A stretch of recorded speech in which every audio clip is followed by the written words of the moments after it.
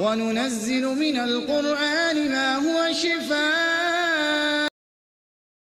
بسم اللہ الرحمن الرحیم۔ جادو کے ساتھ کسی سے محبت کے لیے عمل کروانا یہ کیسا عمل ہے؟ ہمارے معاشرے میں یہ بہت زیادہ چلتا ہے، دیواروں پر لکھا ہوتا ہے، ایڈز چل رہی ہوتی ہیں، یوٹیوب پر، فیس بک پہ آ رہا ہوتا ہے، محبوب آپ کے قدموں میں یا محبوبہ آپ کے قدموں میں ہوگی، آپ کا ہر کام 24 گھنٹوں میں ہو جائے گا۔ تو کیا یہ جادو کے ذریعے ایسا ممکن ہے؟ اور اگر یہ ممکن ہے تو ایسا کرنا صحیح ہے، درست ہے یا غلط ہے؟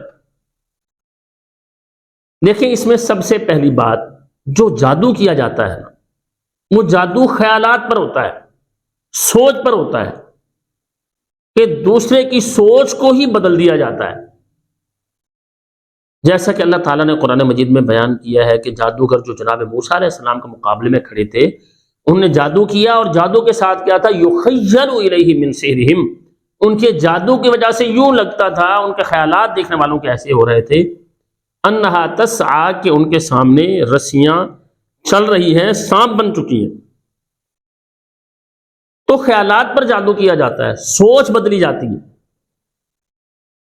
اب کسی کی بیٹی کے دل میں محبت پیدا کرنے کے لیے، یا کسی لڑکے کے دل میں کسی لڑکی کی محبت پیدا کرنے کے لیے،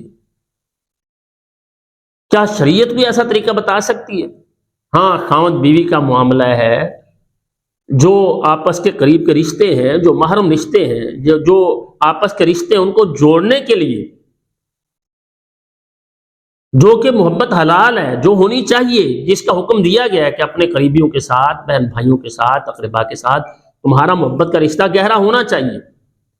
ایک بات تو یہ ہے کہ یہ محبت، یہ انداز تو ٹھیک ہے اس محبت کا، اور دوسرا غیر محرموں کے ساتھ جو محبت کا معاملہ ہے، جو یہ گند ہے، یہ تو غلاظت ہے، گھروں کے لیے بربادی ہے، نسلوں کی بربادی ہے۔ اب جادو کے ذریعے جو آپ کے رشتے محرم رشتے ہیں، جو خون کے رشتے ہیں، ان کو بھی اگر جوڑا جاتا ہے تو بھی غلط ہے۔ اور وہ رشتے جن سے منع کیا گیا ہے، وہ تعلق جن سے شریعت نے منع کیا ہے، وہ تو بالکل ہی ناجائز ہے۔ نہ ان کے لیے جادو سے کوئی تعاون لیا جا سکتا ہے، کسی جادوگر سے، یا کوئی جادو کا عمل کیا جا سکتا ہے، نہ ان اپنے صحیح رشتوں کو جوڑنے میں ایسا کیا جا سکتا ہے۔ کیوں؟ اس لیے کہ یہ جادو اللہ تعالیٰ کے ساتھ کفر ہے۔ اللہ تعالیٰ نے سورۃ البقرہ کے اندر اس کو بیان کیا ہے، وما کفر سلیمان ولکن الشیاطین کفروا یعلمون الناس السحر۔ سلیمان علیہ السلام جادوگر نہیں تھے، جادوگر تو شیاطین تھے جو جادو کیا کرتے تھے، لوگوں کو جادو سکھاتے تھے، اور یہ جادو کرنا کیا ہے؟ کفر ہے۔ تو یہ کفریہ عمل ہے۔ جب ایک کام کفریہ ہے، جس کے ساتھ انسان اسلام کے دائرے سے باہر چلا جاتا ہے، اس کے ساتھ کیسے کوئی اچھا کام بھی کیا جا سکتا ہے؟ جو چیز حرام ہے اس کی قلت بھی حرام ہے، اس کی کثرت بھی حرام ہے۔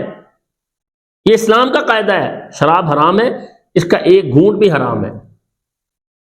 اور اگر کوئی شراب کو بطور علاج استعمال کرنا چاہتا ہے تو نبی علیہ السلام نے کیا فرمایا؟ اللہ تعالیٰ نے جن چیزوں کو حرام قرار دیا ہے، ان کے اندر اللہ تعالیٰ نے کوئی شفا نہیں رکھی ہوئی۔ اسی طرح سے جادو کفر ہے۔ جادو کے ذریعے کیسے گھر جڑ سکتے ہیں، کسی کو کیسے شفا مل سکتی ہے؟ عارضی طور پر کیا ہوتا ہے کہ وہ کمٹمنٹ ہوتی ہے جادوگر کی جنات کے ساتھ، شیاطین کے ساتھ، اور لوگ سمجھتے ہیں ہم ٹھیک ہو گئے، اور ایسے بدعقیدہ لوگوں کے پاس لوگ جا رہے ہوتے ہیں۔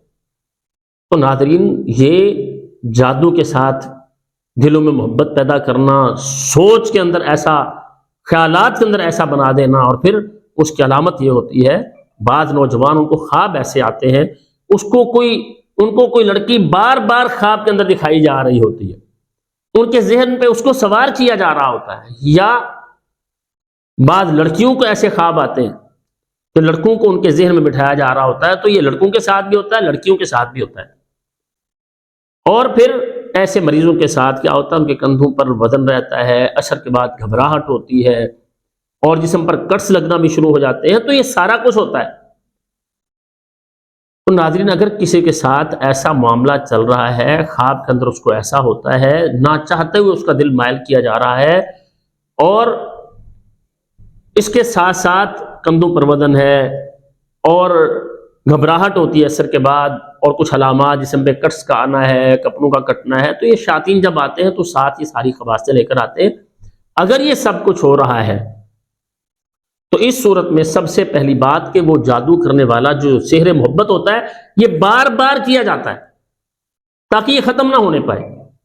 تو اس کے لیے سورہ طٰہٰ کی آیات 65 نمبر آیت سے لے کر 65 سے 69 تک، قالوا یا موسیٰ اما ان تلقی و اما ان نکون اول من القا قال بل القوا فاذا حبالهم وعصیهم يخیل الیہ من سحرهم انها تسعى فاوجس فی نفسه خیفة موسیٰ قلنا لا تخف انك انت الاعلى والق ما في يمينك تلقف ما صنعوا انما صنعوا کید الساحر ولا يفلح الساحر حيث اتى۔